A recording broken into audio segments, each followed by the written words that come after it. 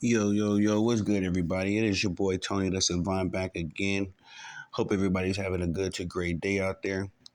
I gotta start shouting out my subs, man. We've been getting up there on the subs. Thank y'all for tuning in, tapping in, rocking with the boy. Uh, but I'm gonna start using my new intro, to shout out to the subs. Uh, Let me see if I can see. I think my boy the Vargas boy sub to the channel. Shout out to y'all, man. Yeah, for some reason I gotta figure out how to see that. But start using the intro to shout out to the subs, man. I definitely appreciate the love and support. Shout out to the bosses. That's y'all. Uh, Good morning, good afternoon, good evening, depending on when you're pulling up. All right, man. We talking about Deion Sanders, and I just seen a report come across my desk, and they were talking about how the ratings for the Colorado bus were a little bit down this past game with Stanford, and everybody's just trying to figure out is the hype train over? Is the honeymoon over? Have the people officially lost interest in Deion Sanders, Coach Prime, and the Colorado bus? And I don't think so. I just think that it's kind of leveling out. You know, when Colorado and Deion, when this all first came about, especially in the beginning of the season, I think, I know a lot of people were excited, not only to see Coach Prime coaching at a quote unquote, a bigger program than Jackson State, the HBCU that he was at, but everybody was more so kind of excited to see, what if his kid Shadur and Shiloh, see if they will live up to the hype. Of course, Travis Hunter probably being their most decorated player. See if he can live up to the hype. And they've gotten some wins, they've gotten some losses. To be fair, but it came with the territory, man. We all knew this was going to happen eventually. It had to level out a little bit. Um, in the beginning, like I said, there was a lot of excitement, especially they got those three quick wins versus TCU, Nebraska, and I forget the last team they beat. Or do they even got three? Yeah, I think they got three or four wins. Four wins right now. But nonetheless, they got some big wins in the beginning. Kind of ran into a roadblock with Oregon, as Oregon right now is just levels ahead of them. Of course, them being a bigger program. Um, I had that shootout with USC last week, 2 weeks ago now, and then had the upsetting loss to the Stanford Cardinals. And so, when you look at the transpiring of these games and how they went about, Deion Sanders has accumulated a lot of haters, but he's also accumulated a lot of supporters. And I think both sides, they've been tussling and arguing with each other these past 6 weeks or so. And I think both sides are kind of conceding some ground and some defeat. And what I mean by that is that the people that were madly in love with Deion Sanders and the Colorado bus, and they just will support him no matter what. That loss last week to the Cardinals, I think it really opened up some people's eyes. If you were uh, caught up in the infatuation with Coach Prime and the Colorado bus, then that epic loss, because they didn't just lose to the Stanford Cardinals, y'all. You know what I mean? If you didn't see that game, they were up 29 at the half, 29-0. And me and my boy Wildcard Moore, I believe, we was reviewing the game.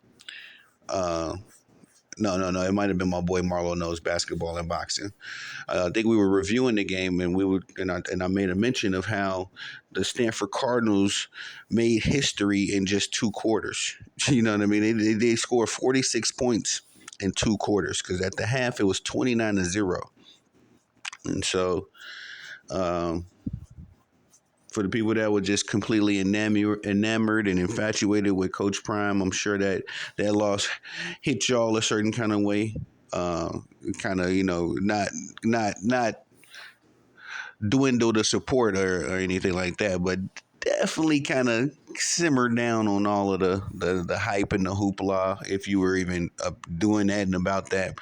And I notice a lot of people because me being in these sports circles in these communities, I've seen a lot of people just going overboard with the support of Deion and the Colorado bus. You know, and I don't really care. I don't knock them too much, but I did see it. And then on the other side of the coin, for the people that totally can't stand Coach Prime, and then you basking in this loss, and you know this was good for you. This was good for business if you was a Deion hater.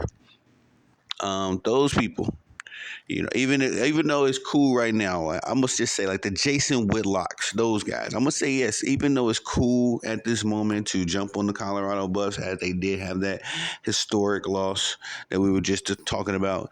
You Jason Whitlocks out there, y'all got to at least concede that this Colorado Buffaloes team has accomplished more in one season than well, definitely more than last season. But if you could just consider the hype, the the uh, the attention, you know, the press that this school has gotten, you know, Colorado is now in that same. Well, as long as Deion is there, we'll see. Well, they got to win some stuff, but if they can, you know, make this thing successful, Colorado will be in that same class with the bigger name schools. As far as it ain't everybody ain't SEC, everybody ain't winning championships, of course. But Colorado, if they start winning, like I said, they can definitely put themselves into that class of the schools that get their names called a lot and often. Um, which reminds me, I think the Colorado Buffs, their game against UCLA is on primetime TV again. So that just goes to show you that the hype ain't over with. You know, the Colorado Buffs, the people that have been supporting them are not going to withdraw their support all of a sudden. You haters just got to be okay with that, you know. But I think both sides, like I say, are simmering it down a little bit, coming down to reality. This Colorado Buffs isn't the powerhouse, you know, the second coming of Alabama that we thought they could have been or would have been in the beginning of the season, and they're certainly not the Colorado Buffalo that they were last season. So that's why I say it's got to be some reevaluating of this entire situation. As I am not one of those people, like I say, when I read the article, I didn't agree with the article in the sense of thinking that people were withdrawing support or losing interest in the Colorado Buffs. I didn't think that at all. But I do think that both sides are coming to reality and realizing that, all right, this team ain't the worst, but this team ain't the best. This team has a lot of work to do. And if you were somebody in the middle, if you were a reasonable person, I'm sorry, guys, I don't mean to be bragging, but I like to consider myself as a reasonable person because I've been consistent with my takes with the Colorado Buffs and Coach Prime. Give it time, man. Why are we getting so? Why do they got to win a championship this year? And why do we have to jump on them every time they lose and got to go crazy every time they win? It's like everybody relax. Just everybody relax.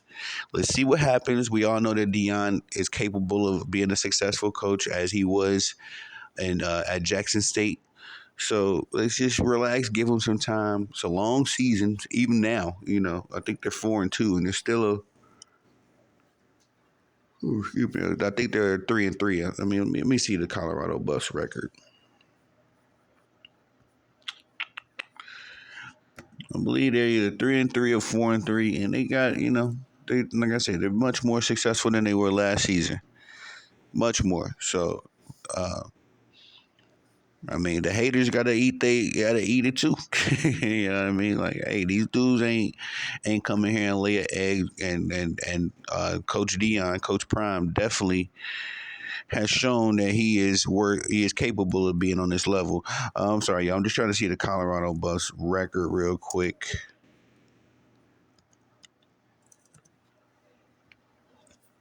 So I think they're 4-2.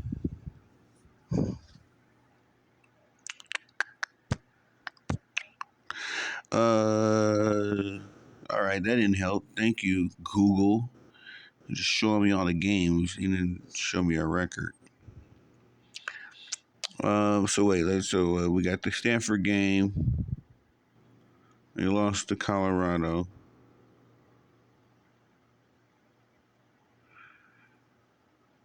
I I really can't recall if they're 3-3 or they're 4-3.